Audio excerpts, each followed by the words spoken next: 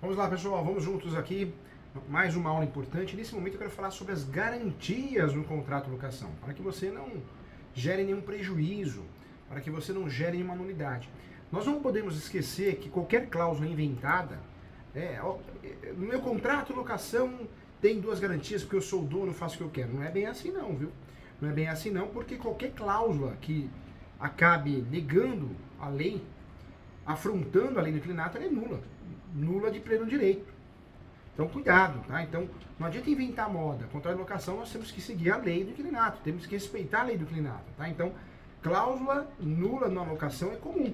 Basta você inventar, querer burlar, querer fingir que a lei do inquilinato não existe. O próprio artigo da lei do inquilinato esclarece isso, que é nulo o contrato de locação, contrato, hein? Posso pedir a nulidade da cláusula, mas normalmente nós pedimos o contrato celebrado entre o detentor irregular do bem imóvel público e de outro, tendo em vista que aquele não pode exercer nenhum dos poderes inerentes à propriedade. Então, existe a nulidade, podemos invalidar a cláusula ou invalidar o contrato a partir do momento que o contrato tenha uma cláusula tentando fraudar a lei.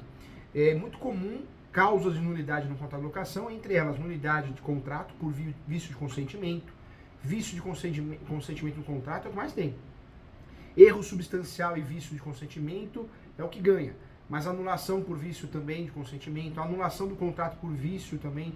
Nós temos várias nulidades que podem ser impactadas no contrato de locação em virtude de você querer inventar moda. Então, muito cuidado com isso, tá bom? Vamos lá. Das garantias. Inclusive, o artigo que fala da nulidade é o artigo 45, que dispõe, são nulas as cláusulas, né, ou nulas de pleno direito, as cláusulas do contrato que visem a elidir os objetivos da presente lei, ou seja, da lei 8.245/91. Então, não posso inventar moda, né? Não adianta, professor Júlio, meu contrato tem lá que o inquilino tem que pagar calção 2 vezes, tem que pagar luva 2 vezes. Não pode, é nulo, né? Não adianta fazer isso, porque vai gerar nulidade do contrato, tá? Então, trago para vocês essa informação e é muito importante. Vamos juntos aqui, quero falar das garantias, né? E quando eu falo de garantias, nós precisamos estudar, porque esse assunto é muito importante. Nós temos na lei 8.245/91 4 garantias. A primeira garantia, que nós sempre lembramos, né, é a garantia da fiança. O artigo 37 da lei do inquilinato, ele esclarece muito bem quais são essas garantias. E no artigo 37 nós temos a fiança, que pode ser em dinheiro. Eu posso depositar 3 meses de depósito, é muito comum. É uma modalidade de garantia. Posso dar um bem meu em garantia, também continua sendo fiança, um carro, uma moto, um caminhão, bem imóvel pode ser. E posso dar um bem imóvel, um outro apartamento, uma casa que eu tenha, também é garantia de fiança.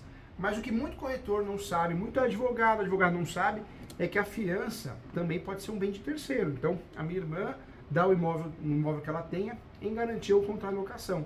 Eu vou pegar esse contrato de locação e vou averbar na matrícula do imóvel alugado. Pronto, tá. Não tem garantia melhor, inclusive, na minha opinião. A fiança com bem próprio ou bem de terceiro. Então, é uma baita garantia.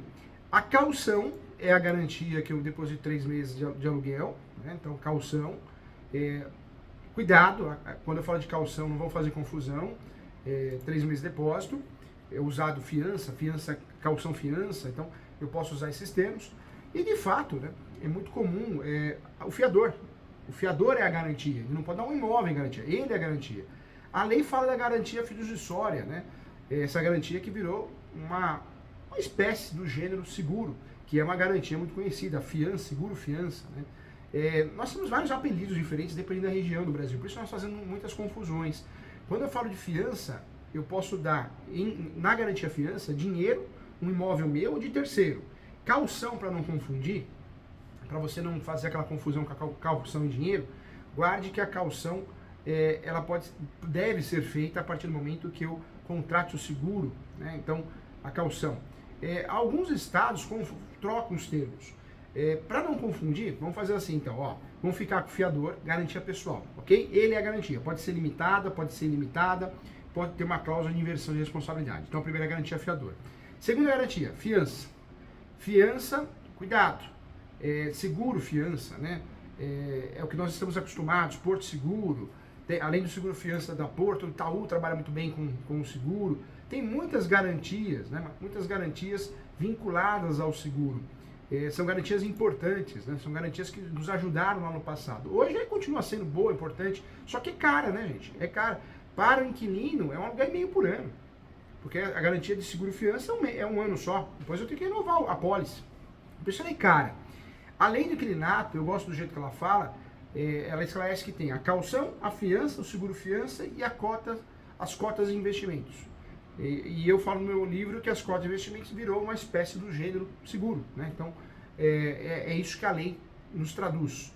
A fiança, gente, o que nós temos que ter em mente? A fiança é exercida por meio, de fato, de uma garantia. Eu dou algo em garantia, né? Então, a fiança eu estou dando algo em garantia. O fiador é a própria garantia, o CPF, né? Ele, ela, é a garantia. Então, cuidado, hein? Muita confusão é feita nesse sentido.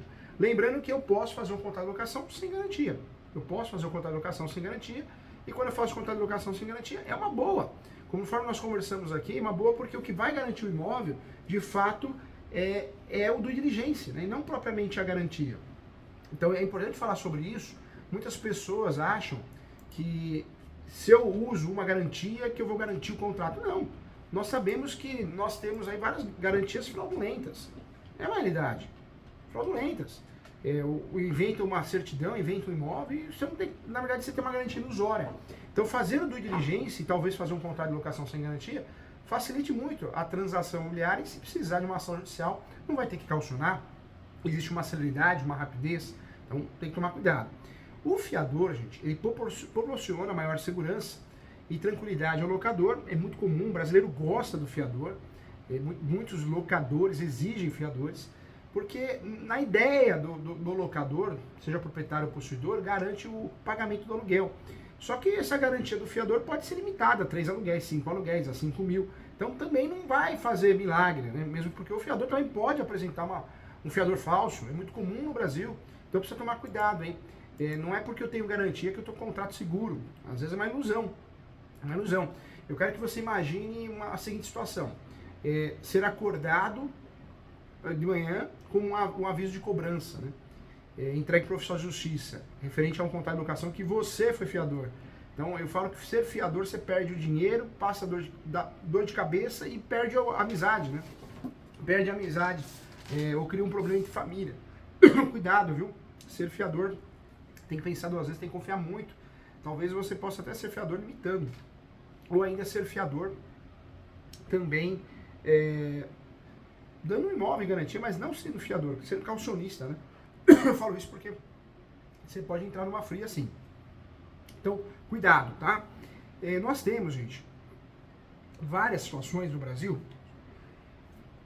Sumiu a voz do professor. Várias situações no Brasil que o fiador ele assume a responsabilidade, né, de pagar a dívida integral. Então, eu tenho muita gente aqui no escritório assim. É complicado. Ser fiador e ser avalista no Brasil é difícil. Vários processos, gente, envolvendo o devedor, principalmente o fiador, chegaram ao Superior Tribunal de Justiça, ao STJ, e um deles foi a terceira turma. Chegou à conclusão, considerou fraudulentas as doações de bens feitas por um fiador aos próprios parentes, numa tentativa de não quitar a dívida, né? Esse caso ficou muito conhecido.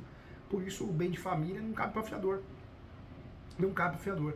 Uma dor de cabeça, né, você ser fiador. Mas, desculpe a tosse aqui, gente, o professor engasgou aqui.